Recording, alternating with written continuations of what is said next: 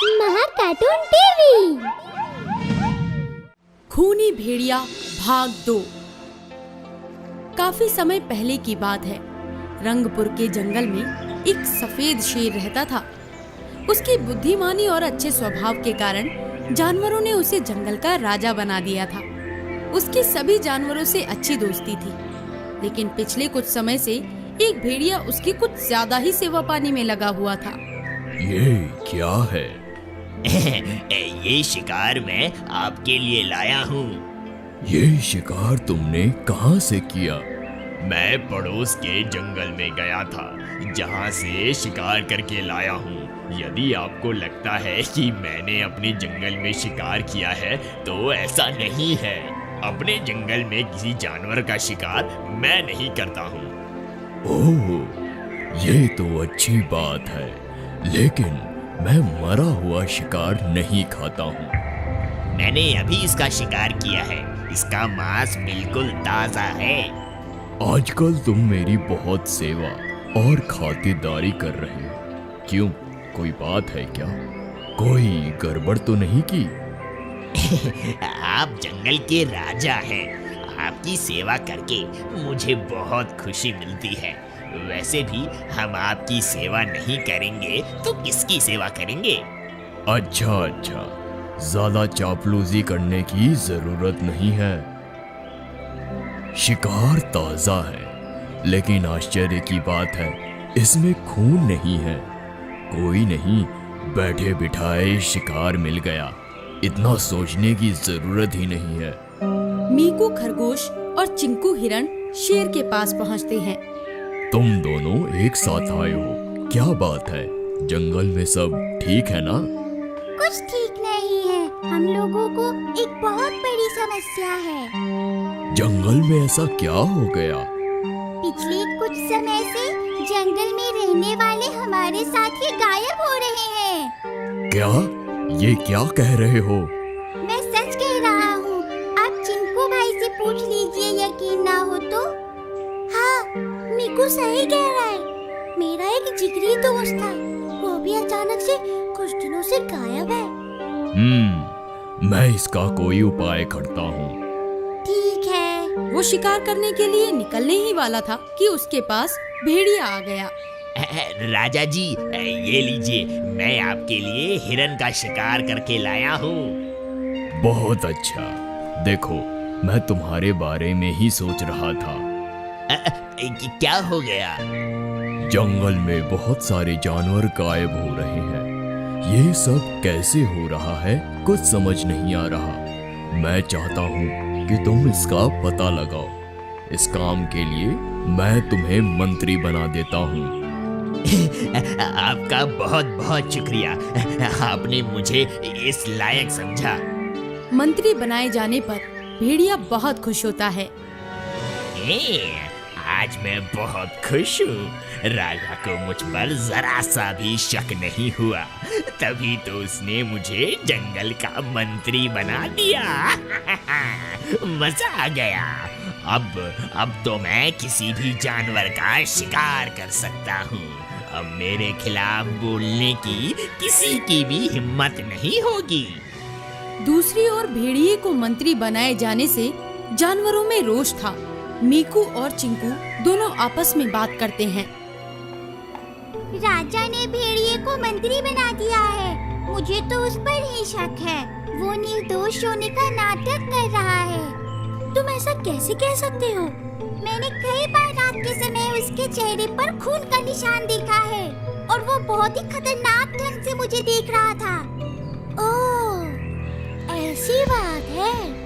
हाँ, लेकिन मैंने डर से कुछ नहीं बोला।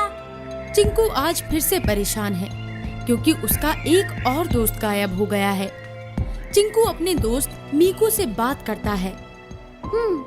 अब हमें ही कुछ करना पड़ेगा। क्या हुआ चिंकू?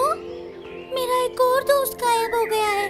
पता नहीं कौन है जो जंगल से एक एक करके सभी जानवरों को गायब कर रहा है। हाँ। जानवर एक बार फिर से राजा से शिकायत करते हैं, जिससे राजा भी चिंतित हो जाते हैं। अब हमें खुद इसका पता लगाना पड़ेगा। शेर को भेड़िए पर शक हो जाता है। वो छिपकर उस भेड़िए का पीछा करता है। तभी वो देखता है कि भेड़िया एक हिरन का शिकार करता है और उसका खून चूसने लगता है। ये देखकर शेर बहुत ही डर जाता है। ये भेड़िया नहीं है, भेड़िए के भेष में कोई और है। मुझे इसके बारे में पता लगाना होगा। शेर अपने दोस्त बंदर से भेड़िए के बारे में बात करता है। बंदर भाई, मैं तुमसे कुछ बात करने आया हूँ।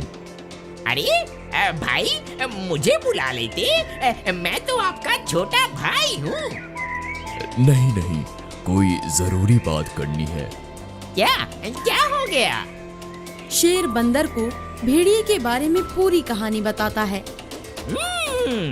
फिर तो ये कोई भूत है जो भेड़िए के शरीर में प्रवेश कर गया है।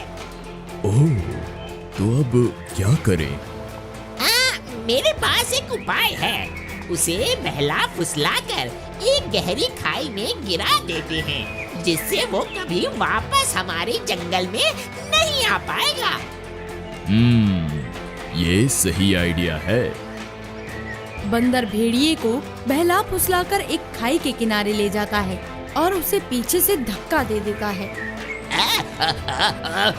बचाओ बचाओ, मर गया रे, अरे मर गया।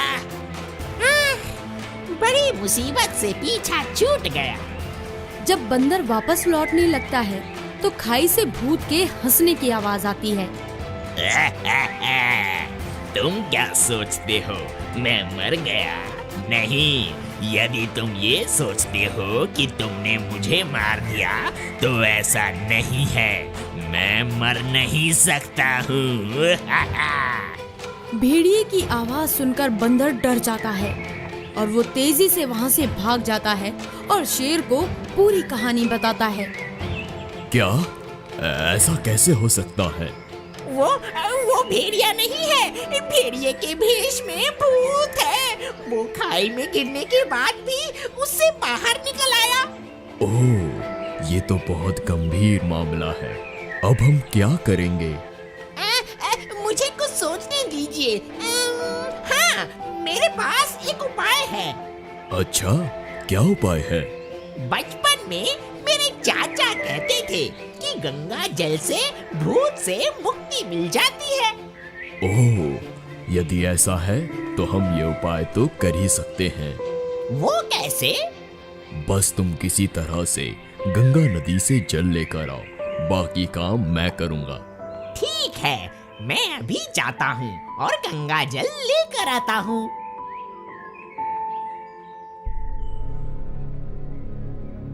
शेर भाई, मैं गंगा जल लेकर आ गया। शाबाश, बहुत अच्छा। देखो, कुछ देर में यहाँ भेड़िया आने वाला है, इसीलिए तुम छुप कर रहो। जब मैं कहूँगा तो तुम बाहर आ जाना। भेड़िए को ये पता नहीं है कि हम उसे खत्म करने की योजना बना रहे हैं। ठीक है। आओ आओ, तुम्हारा ही इंतजार था। क्या बात है, आप मेरा आज इंतजार कर रहे हैं? बस तुम्हारे बारे में कुछ योजना बनाई है। भेड़िया जैसे ही शेर के पास आता है, शेर उस पर हमला करके उसकी गर्दन पकड़ लेता है और फिर वो बंदर को पुकारता है। दोस्त, जल्दी से आओ। बंदर शेर के पास गंगा जल लेकर आता है। अब तुम जल्दी से इसे जल पिलाओ। तभी भेड़िया उसके चंगुल से निकलने की कोशिश करता है। देखो, भागने की कोशिश मत करो, वरना मैं तुम्हें यहीं खत्म कर दूंगा। अभी पीता हूँ, अभी पीता हूँ। भेड़िया गंगा जल पी लेता है। तभी उसके शरीर से रोशनी निकलती है। बचाओ, बचाओ, बचाओ। और इस तरह भूत की आत्मा को मुक्ति मिल जाती है और जंगल में फिर से सभी जानवर खुशी खुशी रहने लगते हैं। हेलो दोस्तों, हमें कमेंट्स करके बताएं कि ये कहानी आपको कैसी लगी। इस कहानी को लाइक जरूर करें और अपने दोस्तों के साथ शेयर भी करें। बाय।